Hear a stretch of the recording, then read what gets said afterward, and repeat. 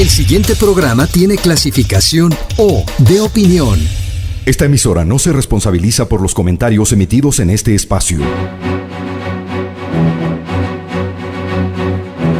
Aquí empieza el programa de opinión donde se analizarán los hechos más importantes de la semana con los mejores analistas. Bienvenidos a Descifrando con Thalía Flores. Hola, buenos días. Un discurso destinado a los jóvenes, que son la mayoría en el país, pronunció el presidente Daniel Noboa al asumir el poder. En 8 minutos convocó a la unidad y señaló que él decidió acabar con las revanchas porque había que poner al país por delante. Dijo además ser un hombre libre y pragmático que busca mejorar la vida de los ecuatorianos. Aquellos que busquen atraparme en viejos esquemas fracasarán, sentenció, y remató diciendo: dejemos los viejos esquemas políticos por fuera. El mensaje del presidente Noboa intentaremos descifrar en este programa, en el que también comentaremos del flamante gabinete y cómo está el país que recibe el nuevo presidente. Bienvenidos a quienes nos escuchan en centroecuador.es y en 97.7 FM, en Antena 1 en Cuenca, también en Voces Azuayas, en Facebook y en YouTube. Agradezco por la presencia a 3 mujeres profesionales en distintas ramas y muy reconocidas en el país. La doctora María Laura Patiño, funcionaria del Banco Mundial que trabajó en el Fondo Monetario Internacional y es docente. La doctora Paulina Recalde, directora de Perfiles de Opinión. Y la magíster Estefanía Macías, estratega de comunicación, experta en manejo de crisis y profesora de la George Washington University. Permítanme comenzar con Paulina, porque siendo experta en análisis, también investiga la opinión de la gente para que nos haga una lectura del discurso de posesión del presidente y probablemente tenga alguna referencia de lo que significó el discurso para los ecuatorianos. ¿Cuáles son las claves para entender la palabra del presidente Daniel Noboa? Bienvenida, Paulina Recalde, buenos días. Hola, buenos días, un gusto compartir con todas este panel. Yo creo que es importante destacar el salto cualitativo que ha tenido el discurso del presidente. Digo cualitativo en la medida en que era un candidato que tenía ideas mucho más acotadas, era difícil a partir de sus pronunciamientos como candidato identificar un proyecto político, y este salto se ha dado con el discurso de posesión, en el que me parece que queda cada vez más claro que la presencia y la compañía de Roberto Izurieta como secretario de comunicación y como asesor. Lo primero es que ha descrito bien el contexto en el que está recibiendo el país y en el que está siendo posesionado. Esto porque arrancó diciendo que el país vive un momento crítico y habló de la muerte. Dijo la muerte, la real y la política. Esto para hablar de, evidentemente, la violencia, pero también hacer cuenta de la muerte cruzada y cómo este contexto es un contexto excepcional. Por eso es que también habló que estamos viviendo un momento particular de la historia. Esto me parece que es un buen elemento de contexto para decir: estamos asumiendo el país en condiciones excepcionales en términos políticos y en términos de crisis. Esto es lo primero. Lo segundo es que a partir de la descripción de los que él concibe como sus atributos personales y particulares, fue decantando cuáles son sus ideas de proyecto político y cuáles son los matices con el resto y sobre todo, creo yo, con el gobierno saliente. Porque habla sobre todo de que no será una realidad, una política de extremos, no será una política de revancha. Habló de, sobre todo, que ya ha llegado a un tope los antis y que el pro, en cambio, es infinito. Esto rompiendo esta polarización que hemos vivido, sobre todo en el último periodo. Un saludo importante, un guiño importante, cuando dijo que la Asamblea se ha sumado a esta corriente. Esta frase cobra especial relevancia en el marco de los acuerdos, en el marco de las alianzas, y tiene sentido en la medida en que lo está diciendo un presidente que ya hizo algo en ese sentido. No es lo mismo cuando tú anuncias solamente deseos, expectativas, propuestas, sino que ya lo había hecho el semana pasado, cobra forma en este sentido. Finalmente, hablar que nuevamente él hizo énfasis en cuál es su perfil, cuál es su origen, para hablar del servicio social, y ahí mencionó a su madre, habló de la lucha política y ahí mencionó a su padre. Es decir, no estamos hablando de un político que habla en nombre de un partido o de una organización, sino sobre todo de sus atributos personales, su visión, y el padre y la madre en el centro, y después su familia también, porque también la nombró a su esposa. Fue un discurso breve, pero que marca sobre todo el perfil, el escenario de base y el matiz, contraste con la forma de hacer política respecto al gobierno saliente y a otras fuerzas políticas. Muchas gracias, Paulina Recalde. ¿Habrá algún indicio de cómo recibió la ciudadanía el mensaje, Paulina? No todavía, pero tenemos como buen antecedente al menos 3 elementos. El primero tiene que ver con cuál es la imagen y credibilidad con las que está asumiendo el presidente electo Noboa. 74% tiene una imagen positiva de él en las ciudades de Quito, Guayaquil. 58% cree en el presidente Noboa. Esto es 9 puntos más que cuando era candidato. Y el elemento adicional es que nosotros habíamos medido ya el nivel de acuerdo con las alianzas que está estableciendo con los otros partidos en la Asamblea Nacional, y el 58% está de acuerdo con estas alianzas. Con estos 3 elementos podemos decir que tiene buen respaldo para el arranque de su gestión. Gracias, Paulina Recalde. María Laura Patiño, ¿qué te dejó el discurso del presidente Daniel Noboa? Fue un discurso muy breve, pero al que alguna gente dice que faltó definiciones. ¿Cuál fue tu percepción? ¿Cómo recibiste? Bienvenida, María Laura Patiño, buenos días. Buenos días, Talía, muchas gracias. Un gusto estar aquí con estas compañeras de panel, analizando un momento que yo creo que es realmente un punto de intersección, que puede ser para positivo o para negativo. Entonces, desde esa perspectiva, yo digo, no tengo muchas expectativas en este momento de lo que el presidente puede hacer. Por ende, un discurso parco, un discurso que es más cercano, podríamos decir, a una nueva generación, a una nueva guardia que es más concreta, menos retórica que la que hemos estado acostumbrados, no me disgustó. Y como digo, el hecho de no tener expectativas no significa que no tenga esperanzas.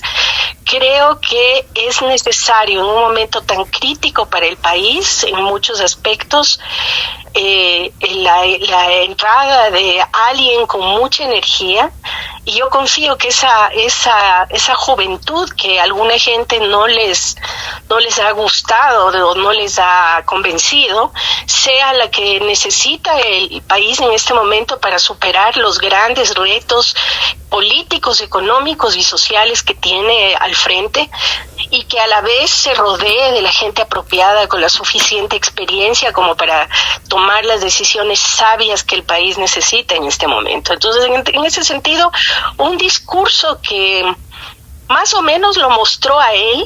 No creo que era una mala opción en un momento dado donde era poco probable que él pudiera anticipar qué es lo que va a pasar.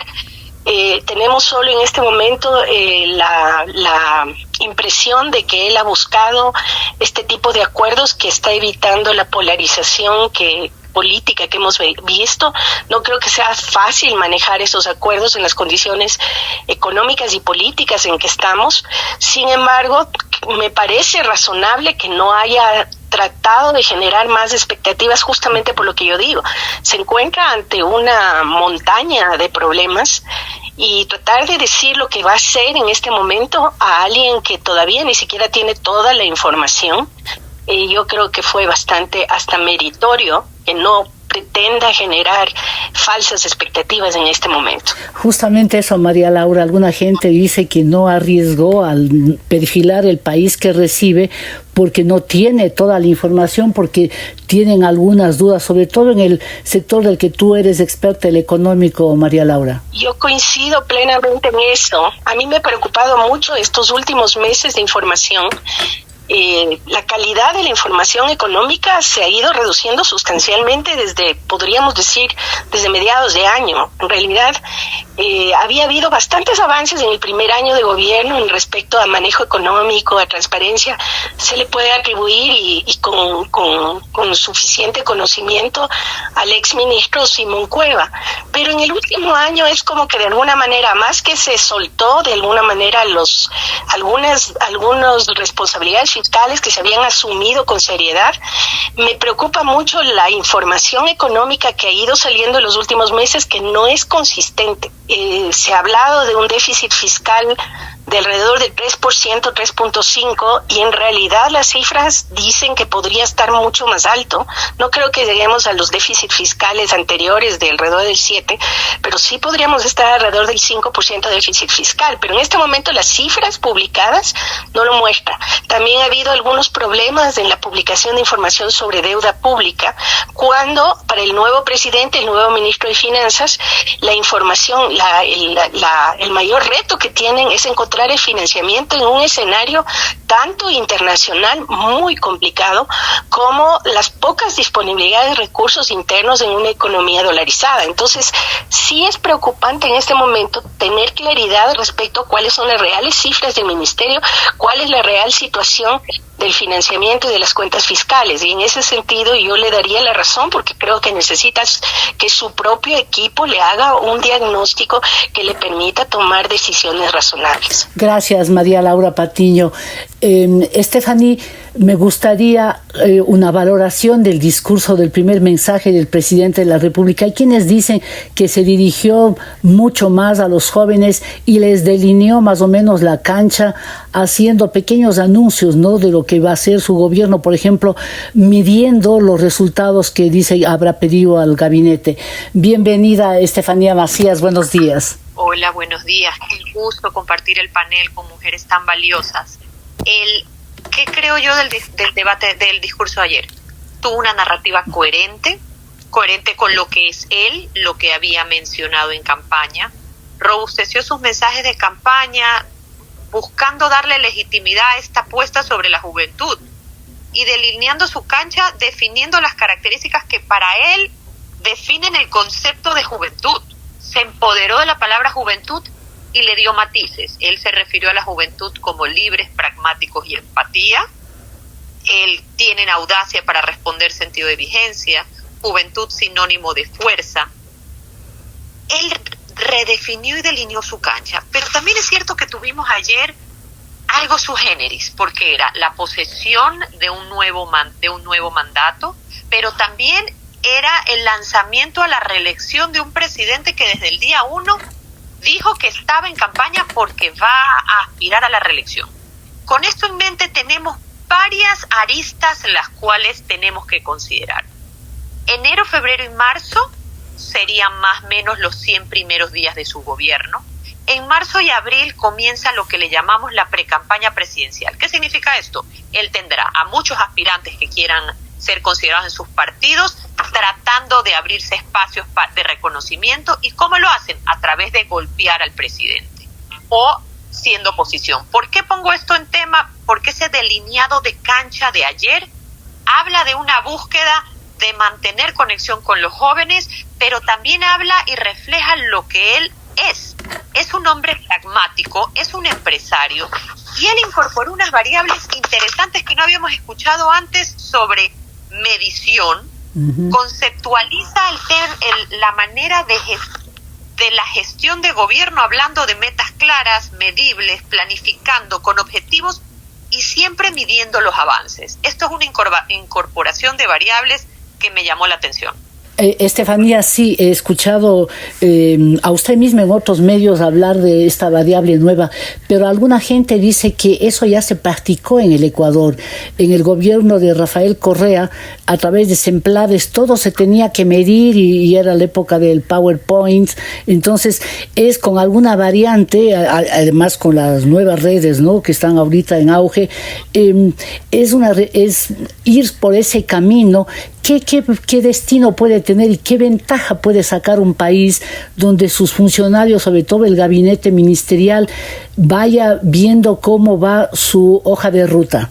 Yo creo que frente a lo que hemos visto del pragmatismo del señor presidente actual, veo que esas mediciones no van tanto hacia los fondos y ese análisis minucioso que decías en la época del correísmo, sino que lo veo más hacia el pragmatismo de esto está funcionando, lo estamos haciendo, y si no tiene problema de retroceder medio paso para identificar.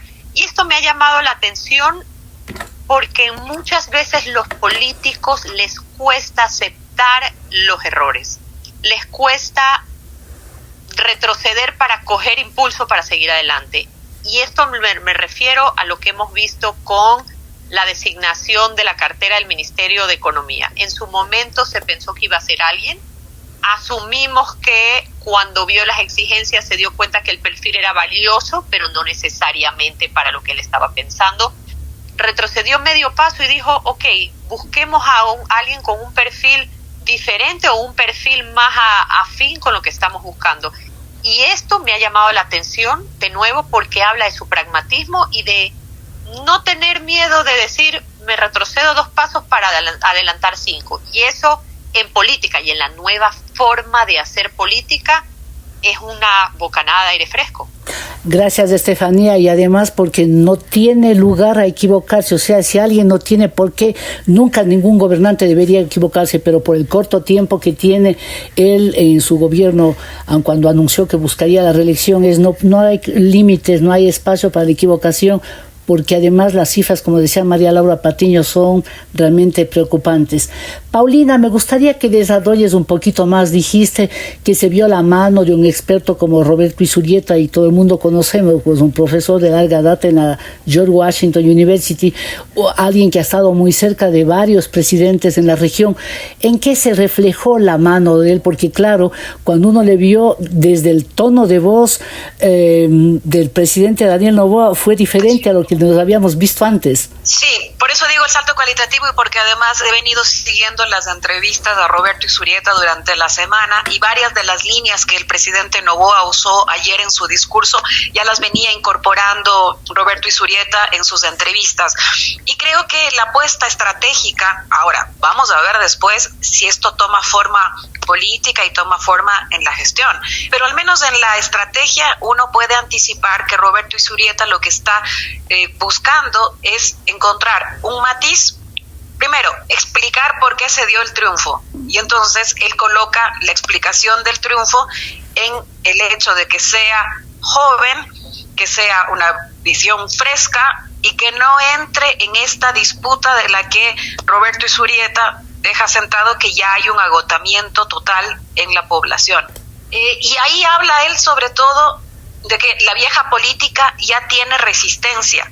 Y cuando se refiere a la vieja política, él dice que incluso dentro de las fuerzas políticas tradicionales hay resistencias internas y que no es monolítico el modo en el que se está haciendo política.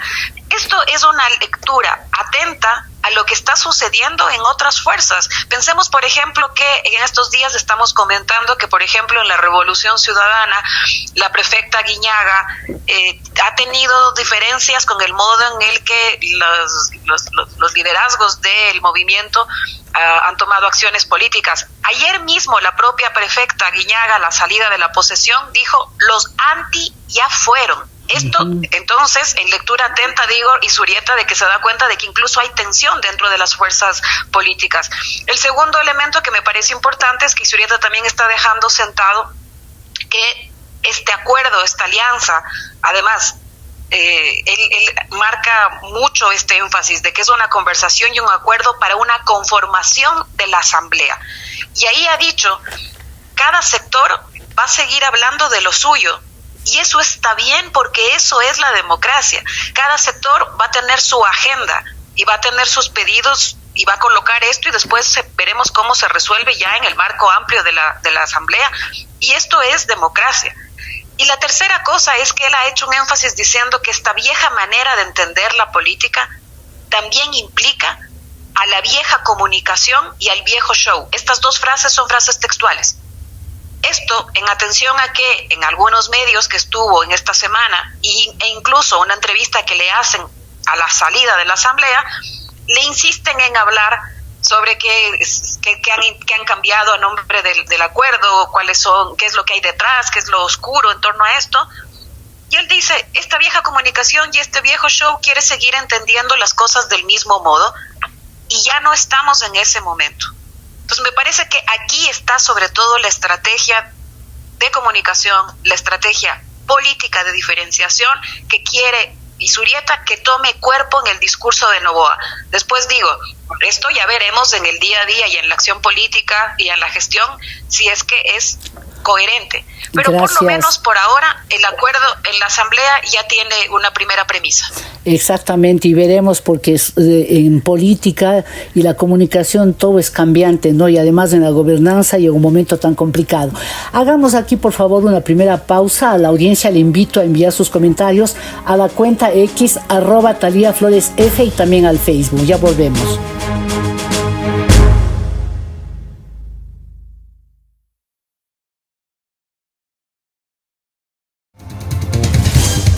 Continuamos en Descifrando con Thalía Flores, una revisión de los hechos más importantes de la semana.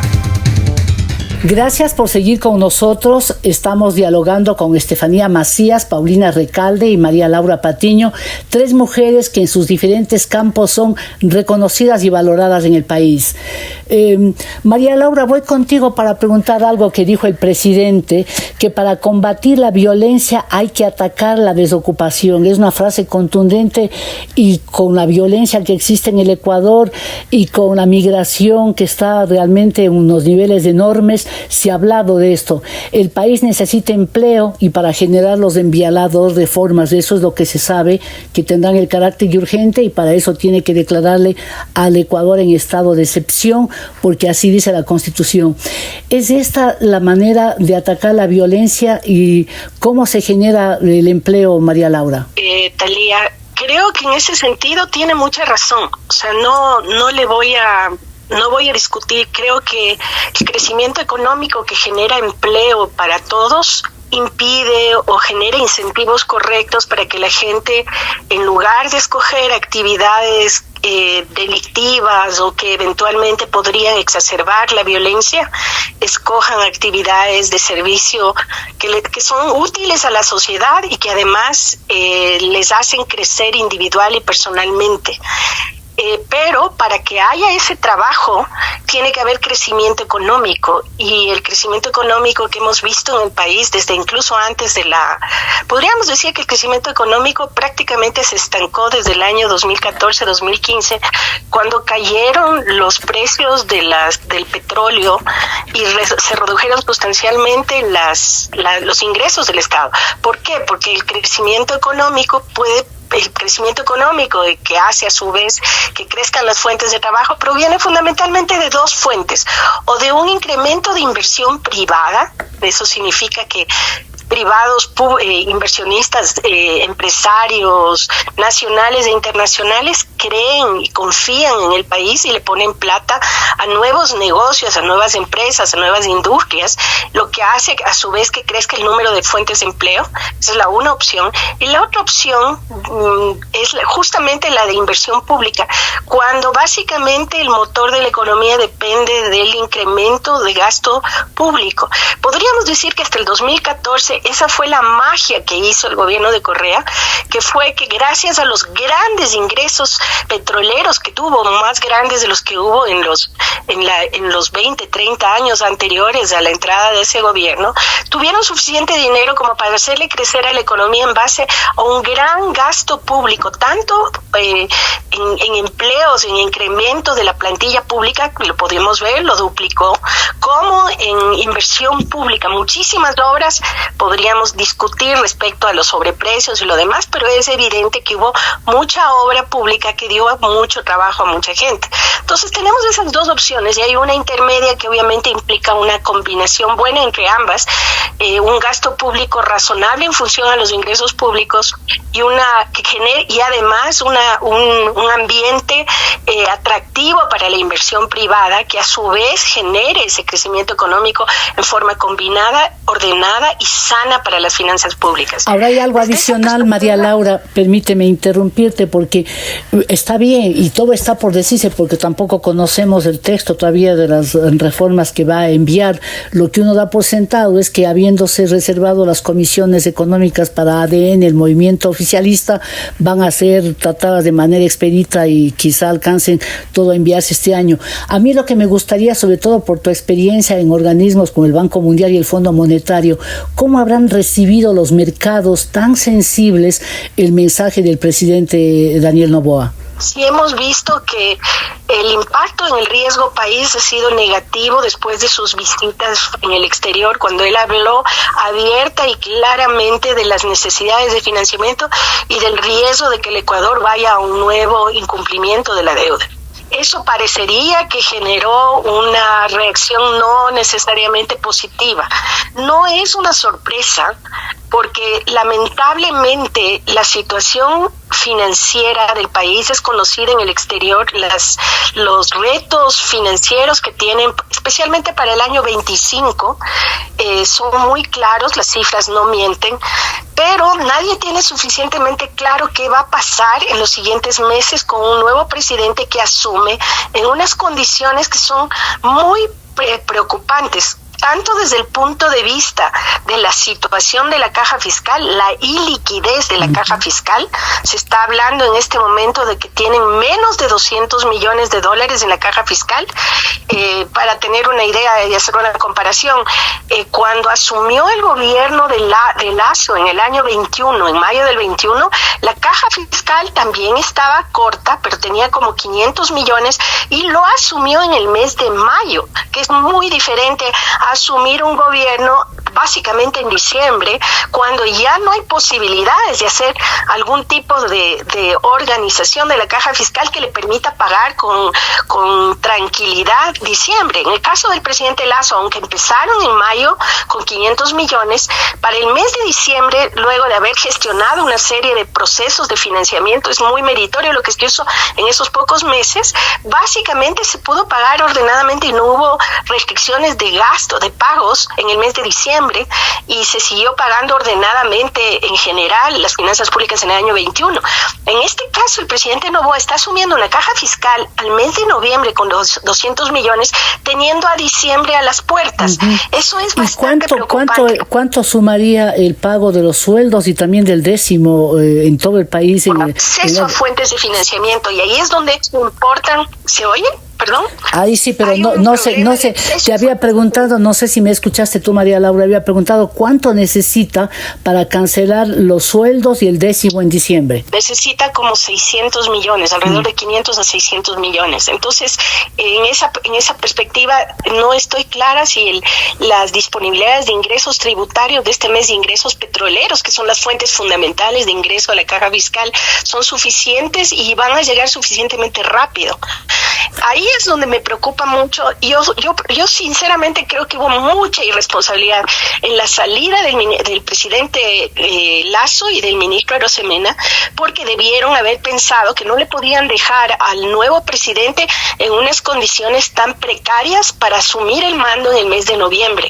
Eso para mí es una falta de responsabilidad con el país, y en ese sentido yo creo que las decisiones que ha tomado de autoridades económicas del presidente Noboa, de que lo ha pensado mejor, son bastante positivas, y espero que sea suficiente como para solucionar el problema. Gracias María Laura, muchas gracias. Y en verdad, yo con lo que acabas de mencionar, y es la información que los periodistas también tenemos, y bueno, el país entero está enterado de que las condiciones económicas son muy deficientes, muy graves.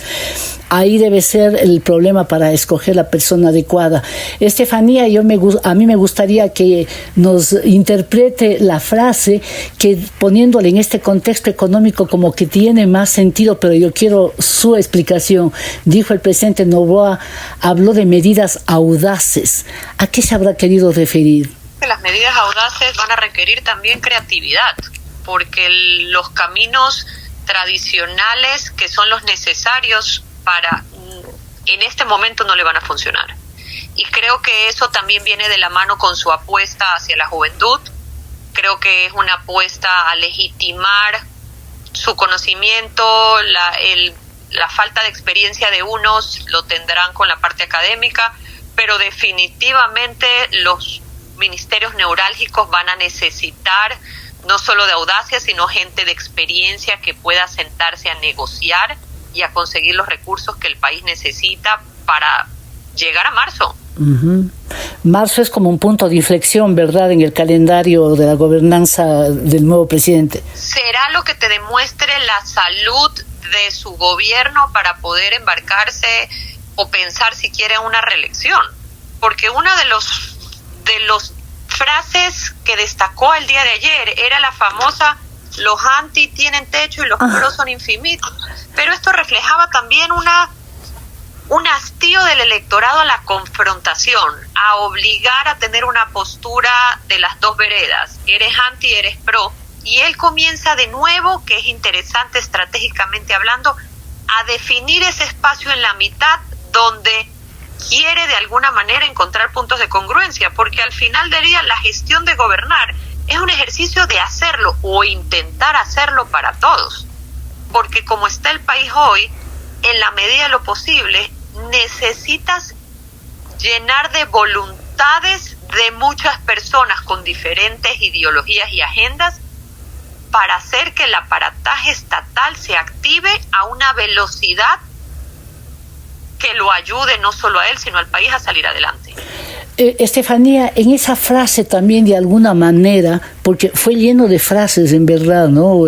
Muy TikTok, muy discurso moderno, y ustedes son las expertas, pero esto la juventud se capta muy bien. También hay alguna explicación a ese acuerdo parlamentario que mucha gente pensaba que algún apunte haría al respecto. ¿Está en estas frases explicadas algo? Sí, está explicado y está dado forma. Estoy de acuerdo con Paulina sobre la mano y la asesoría de Roberto Zurieta, quien es una eminencia en comunicación y estrategia, en el cual da reforma a estas maneras, a este pragmatismo de entender que él tenía claro y sin apasionamientos que para gobernar le iba a necesitar una mayoría. Para poder tener oxígeno, para siquiera pensar en reelección, ibas a necesitar pasar las dos leyes. Creo que él es suficientemente pragmático para entender que estos acuerdos tienen fecha. Creería yo que no hay que cruzar el puente antes de llegar al río. Su primer objetivo es lograr que se aprueben estas dos leyes y de ahí iremos viendo su camino al andar, pero hoy nos ha demostrado este presidente joven que es pragmático, que tiene claro sus acciones.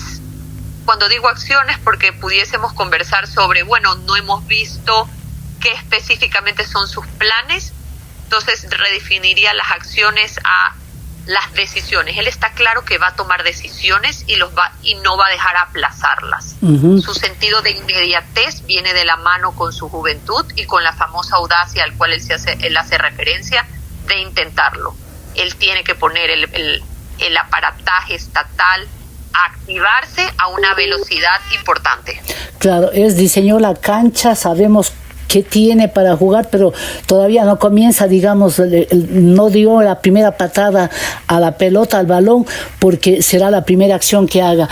Me gusta porque ustedes saben tanto de la materia y están descifrando en verdad el discurso que mucha gente dice fue tan corto, pero aquí se cumple a lo mejor lo que él mismo dijo: soy de pocas palabras pero hablo espeso. Paulina, me gustaría que interprete una frase que a mí particularmente me gustó, porque yo siempre digo, a veces es fácil llegar, pero cómo se vuelve es lo fundamental. Él dijo: el éxito no es haber llegado, será cuando nos vayamos con el respeto y el cariño de la mayoría de los ecuatorianos, y ese éxito solo va a ocurrir si nos unimos. ¿Cuál es la interpretación y qué nomás quiso decir? Porque detrás de cada frase hay varias cosas que dijo el presidente Noboa. Me parece que tanto la puesta en escena como los discursos del presidente de la Asamblea, el discurso del presidente de la República, han tenido un consenso, una unanimidad de marcar una diferencia firme y fuerte con el presidente saliente. Esto lo digo porque en el caso del presidente de la Asamblea repitió 2 veces recuperar el valor de la palabra. Sí, fue fuerte. Y cuando el presidente de la República habla de romper el ciclo de revancha y de los antis y de los extremos, me parece que eso es marcar firmemente un matiz con el presidente saliente. Y lo propio, el hablar de no solamente llegar, sino salir con el cariño, con el respaldo. Bueno, creo que por las cifras, solamente 9% de credibilidad y apenas 12% de aprobación a la gestión del expresidente Lasso, dan cuenta de que no sale precisamente con buenas cifras. Acá está el matiz, es decir, usted también quiso mucho llegar y sin embargo mire cómo salió. En mi caso, se interpreta así la frase, lo importante no será haber llegado, sino el modo en el que salgo. Creo que en buena medida ayer quedó esto en evidencia. De hecho, como después de 2 años las cosas han dado la vuelta. Han dado la vuelta no solamente en que el descenso, 61 puntos de pérdida en imagen y en credibilidad, dan cuenta de cómo se puede comer el capital en tan corto tiempo. Y esto de algún modo es interpretado con esta frase en la que está diciendo: estoy consciente de que no basta con estar aquí, porque ya les pasó a otros, sino el poder salir con el apoyo, con el respaldo, que no es la forma en la que salió ayer el expresidente Lasso, porque creo que hay un consenso en muchos sectores de que pocos o casi nadie lo va a extrañar. Paulina, me gustó que te refieras también al discurso del presidente de la Asamblea, Henry Kronfle. Fue realmente contundente, inclusive en la manera de expresar su gestualidad y todo, pero fue realmente directo al expresidente. ¿Qué nos queda de eso, por ejemplo? ¿Qué significa? ¿Es una advertencia? ¿También es una admonición? Porque es lección aprendida para ellos también. Mira, a mí me parece que lo que tuvimos ayer en la Asamblea es un acto, una puesta en escena, nuevamente digo, que ha puesto en su lugar, es como que el tiempo ha puesto en su lugar algunas cosas. Pensemos que hace 2 años Henry Kronfle se quedó al filo de ser presidente de la Asamblea después de un acuerdo que el expresidente Lasso rompió y que lo dejó por fuera a Henry Kronfle de esta presidencia, al Partido Social Cristiano y a la Revolución Ciudadana. 2 años más tarde, es el mismo Henry Kronfle el que asume la presidencia de la Asamblea y que tiene que prácticamente pasarle la banda presidencial a quien lo dejó fuera, de quien lo dejó fuera al nuevo presidente. Y además, esta presidencia es consecuencia de ese acuerdo con diferentes actores, pero con la RC y con PSC otra vez, es fruto de ese acuerdo que el expresidente Lasso rompió. Entonces, la puesta en escena lo deja fuera. Y después, el discurso de Kronfle, este énfasis en el valor de la palabra se debe recuperar, bueno, hace alusión a esto. Quien rompió el acuerdo es alguien que no tuvo palabra. Y luego también menciona, esto mucho lo dice Kronfle, mayoría multipartidista. Este es el modo en el que él se refiere a esta presencia, a esta alianza en la conformación de la Asamblea. Habló de la gobernabilidad que el momento demanda, de privilegiar coincidencias, pero respetar discrepancias. Y le dice al presidente Noboa, el líder es usted. Habló en otros términos de cómo debería ser la relación y dijo, no interfiera en las empresas que están generando riqueza, en fin. Esto me parece que ya es un primer guiño sobre lo que podría pasar con la intención de reforma tributaria. Y cuando la pregunta anterior que hacías, Talía, sobre las medidas, el tipo de medidas que va a tomar o el discurso con el que acompañó esto, creo que tiene que ver con que lo primero que va a hacer el presidente la próxima semana es decretar estado de excepción para poder tomar forma a estas leyes económicas. Esto significa que lo va a hacer de un modo firme y yo diría incluso radical, marcar el estado de excepción para dar cuenta de cuál es la situación del país. Y aquí empieza el primer reto, porque una reforma tributaria uno ya puede anticipar más o menos qué apoyos podría llegar a tener, y por eso es que Kronfle se anticipa diciendo no interfiera con las empresas, es decir, que está diciendo no impuestos a el sector empresarial. Algunas señales quedaron ayer sentadas. Muy bien, quedó muy clara la explicación y eso es, aunque la reforma tributaria, según lo que había dicho en la campaña y he repetido, inclusive significaría rebaja de impuestos. Aquí hagamos una breve pausa recordándole a la audiencia que Descifrando puede ser escuchado en 97.7 FM, en centroecuador.es, en Antena 1, en Voces Azuayas y en YouTube. Ya volvemos.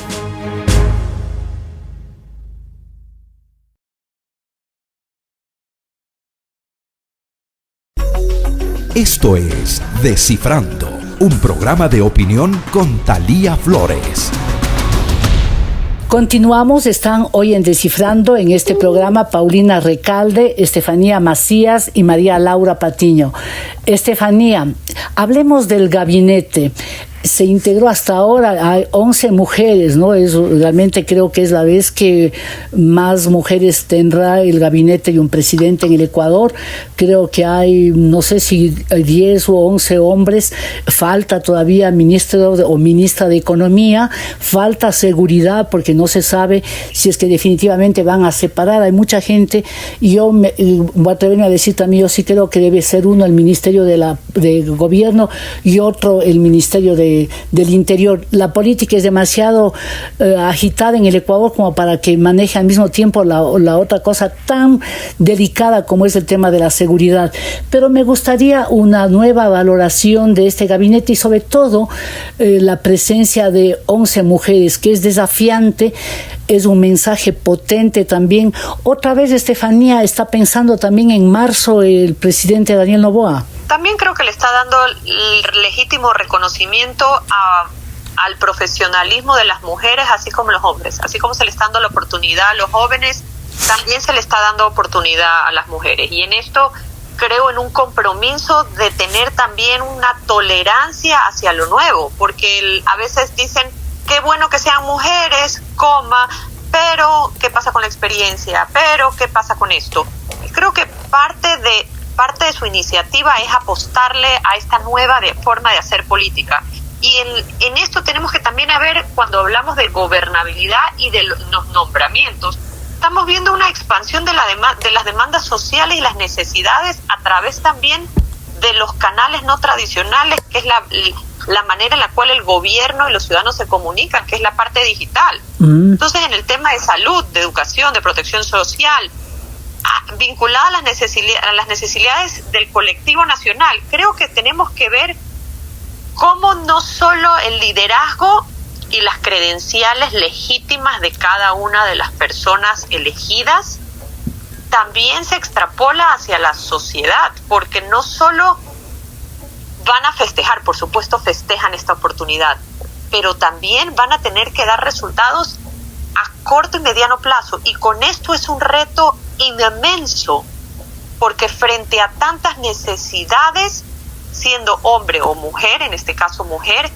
tienes el reto de darle soluciones con una caja fiscal y sin presupuesto, con un elector y una ciudadanía que requiere inmediatez ante la solución de los problemas. De nuevo vamos al punto neurálgico que va a ser cómo comunicas lo pequeño y lo grande para que la ciudadanía sepa que estás tratando de llegar hacia resolver sus problemas, pero eres el número 10 en la fila, porque lastimosamente lo que para ti es prioridad, tal vez para la agenda gubernamental es el número 10.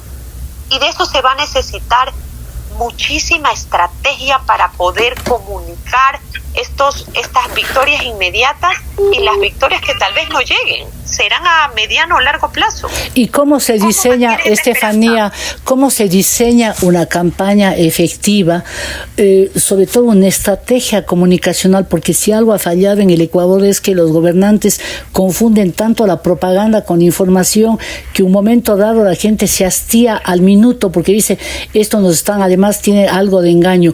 ¿Cómo se hace una campaña que sea transparente, que inclusive tenga a la gente un momento dado admitiendo que no le va a llegar eso de estar en la fila, que va a ser difícil, pero una comprensión del problema?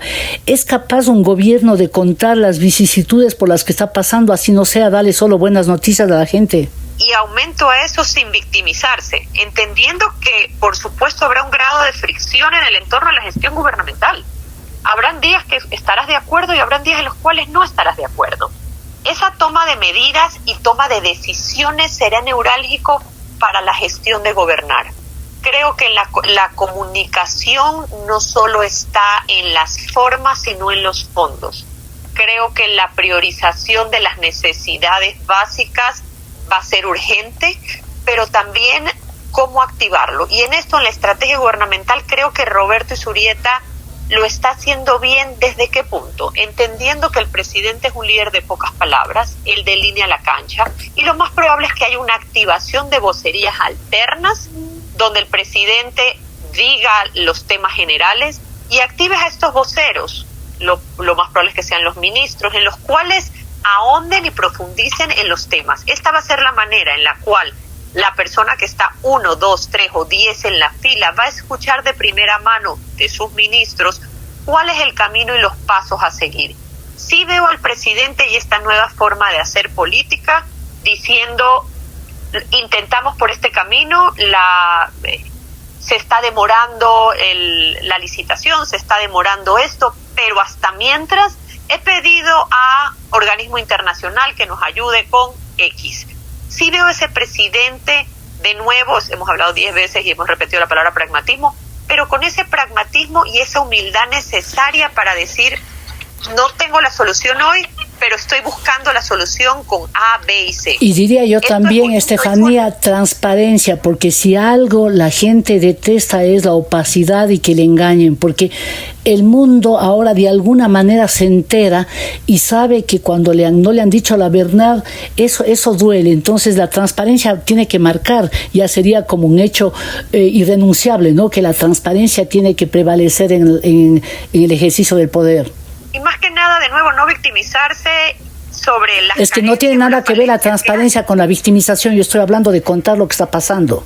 Sí, pero lo que pasa es que cuando estoy hablando de la transparencia es que cuando en muchos gobiernos ha habido transparencia diciendo, sí, esto está pasando, pero es por el anterior gobierno, pero es tal cosa. Creo que la transparencia también va a ser no victimizarse, sino en la gestión, en decir, lo intenté, por no es el rumbo. Y no solamente victimizarse, sino engañar, porque está justificando, no está victimizando, está justificando, y la justificación no siempre es verdad o mentira, ¿no? No siempre.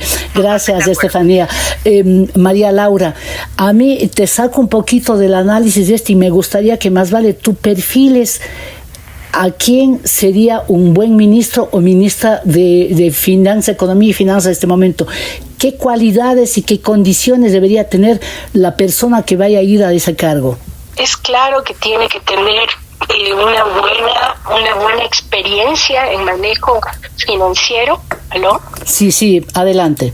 En manejo financiero, porque básicamente el éxito. No sé, María Laura, si te moviste un poquito, pero está muy débil la comunicación. Creo que te moviste. Sí, trata de estar en un solo lugar sin moverte, porque a veces es así de delicada la comunicación. Adelante. No, me estoy moviendo, me quedé sin internet de la casa. Estoy funcionando con el internet del teléfono por la falta de luz. Eso es lo que pasó. Ya. Espero que ahí me oigan mejor. Está mucho mejor, okay. Sí. El asunto es, necesita un ministro de Finanzas con mucha experiencia en manejo de financiamiento. ¿Qué quiere decir esto? Este es un gobierno que entra no solo sin liquidez en la caja fiscal, sino con un presupuesto cualquiera que vaya a ser el que genere desfinanciado, con pocas posibilidades de financiarlo en fuentes internacionales y también con poco acceso a fuentes privadas de financiamiento. Por ende, el ministro tiene que tener un perfil muy financiero. Sin embargo, necesita también rodearse o tener alguna experiencia en manejo fiscal, porque no es lo mismo manejar las finanzas públicas que las finanzas privadas. Eso se puede compensar con un buen equipo de asesores que conozcan el sector público y que conozcan el manejo de deuda pública. Ahora, como yo decía, fuentes de financiamiento implica, por un lado, un buen manejo desde el punto de vista tributario, por otro lado, buen manejo de los ingresos petroleros que son una de las fuentes principales, pero va a necesitar financiamiento y contratación de deuda apropiada. Voy a ir con Paulina para preguntarle algo. Salgamos de esto que es tan formal y vayamos a algo que no es un tema menor, porque es el estilismo, que también es otra manera, ¿no?, de comunicar, el lenguaje, y sobre todo un hecho que se volvió tendencia en este mundo de las redes. Lo que se volvió tendencia es muy importante, y fue la presencia de el hijo del presidente, que además lleva el nombre de su padre, Álvaro Noboa. El niño estuvo sin su zapato, y el momento que ingresaban al Palacio de Gobierno y a asumir el poder con toda la simbología que eso significa, escuchando el himno nacional, el niño estaba entre que jugaba y acompasaba el himno. ¿Eso qué significa en un país que vino, y hay que decirlo porque no es ninguna cosa que no sea lo que hemos visto, de un presidente como Lenín Moreno, que tenía su problema de discapacidad, el presidente Lazo, que tenía sus problemas de movilidad? Esta imagen de ahora, en ese contexto de la transparencia de la comunicación, de la narración de los hechos como son, sin alterar la verdad, ¿qué significó eso, Paulina? Bueno, yo creo que la centralidad está en tres elementos, si me apuras. Lo primero, evidentemente, el contraste entre un presidente, el más joven que ha tenido el país, en relación o en comparación con los salientes y lo que tú bien has mencionado. Lo segundo, la centralidad de la familia, y esa es una apuesta política desde el principio de Daniel Noboa y de la proyección de su candidatura. En buena medida, en gran medida, ganó elementos en su imagen con la gran exposición de su esposa Lavinia Balbonesi, sobre todo en redes, y la exposición de ella también coadyuva para la exposición de su familia, de sus hijos, de su embarazo, en fin. Hay una apuesta política, hay una apuesta, no todos los mandatarios eligen hacerlo, él lo ha elegido de este modo, y esta centralidad me parece que va a estar presente permanentemente en los actos públicos oficiales y en la comunicación. Y lo tercero, que tiene que ver con el uso extensivo que hace también esta candidatura y ahora esta presidencia, el uso extensivo de redes, porque el modo en el que hemos visto y conocido más, sobre todo el perfil de Lavinia Balbonesi y de su familia, es a partir de Instagram y esta comunicación diaria de las cosas cotidianas de la vida. Es una sobreexposición, que hay una apuesta intencional allí de que no estemos viendo solamente a Daniel Noboa, sino a toda la familia. Y cuando digo a toda la familia, no implica solamente a la familia nuclear, para hablar del rol de Balbonesi, a sus hijos, el embarazo, en fin, sino la extensión de la familia en el amplio sentido, porque Noboa se refiere permanentemente a su padre y a cómo él vio y vivió la política a través de su padre, su madre y sus brigadas de salud, es decir, el componente asistencialista, y su tía Isabel Noboa. Hay una centralidad de familia muy importante en la comunicación y en la apuesta de este presidente. Por eso es que además del festejo el día del triunfo de la segunda vuelta, lo hizo en la Casa de la Playa, con sus amigos. Esto refuerza aún más esta necesidad de mostrar este núcleo del presidente en relación a su entorno más cercano. Por eso es que ayer, bueno, y además evidentemente las cámaras le seguían, llega el hijo del presidente solo con un zapato, porque llegó con un solo zapato a la asamblea, terminó sin ellos, y hay otra escena que además es muy significativa. Cuando están entrando, él tiene la mano, el bebé tiene la mano de su madre, y busca a quien darle la mano, como todo niño, y alcanza a encontrarse con la mano de Kronfle, y le agarra la mano a Kronfle, y Kronfle también ante el momento lo mira y le toma la mano, y entran los tres de la mano.